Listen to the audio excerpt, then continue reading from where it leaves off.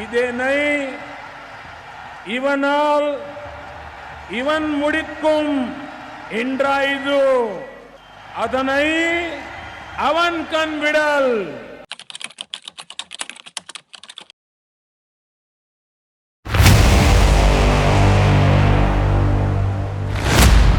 மனதின் குரல். ஆயுஷ்மான் பாரத் பயனாளி அமிர்தவல்லி.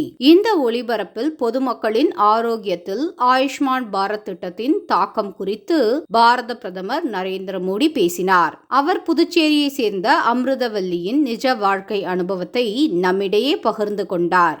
ஆயுஷ்மான் பாரத் திட்டத்தின் பயனாளிகளின் வாழ்க்கையில் ஏற்படும் தாக்கத்தை விளக்கும்போது அமிர்தவல்லியின் அனுபவத்தை பாரத பிரதமர் விவரித்தார். மாரடைப்பால் அவர் தன் கணவனை இழந்தார். அவரது 27 வயது மகன் ஜீவாவுக்கும் இதய நோய் இருந்ததால் மருத்துவர்கள் அறுவை சிகிச்சை செய்ய அறிவுறுத்தினர். ஆனால் தினசரி கூலி தொழிலாளியாக இருப்பதால் ஜீவா தனது சொந்த வருவாயில் அறுவை சிகிச்சை செய்ய இயலாது.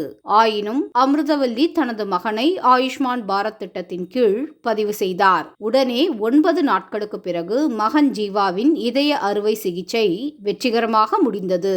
அமிர்தவல்லி மற்றும் அவருடைய மகனின் அவசர சிகிச்சையின் கதை கேட்பவர்களை உருக வைக்கும். மருத்துவ செலவுகள் அதிகரித்து வரும் உலகில் ஆயுஷ்மான் பாரத் ஸ்கீம் பொருளாதாரத்தில் நலிவுற்ற பிரிவுகளை சார்ந்தவர்களின் உயிரையும் அவரை சுற்றியுள்ளோரின் உயிரையும் உடைமையையும் பாதுகாக்கிறது.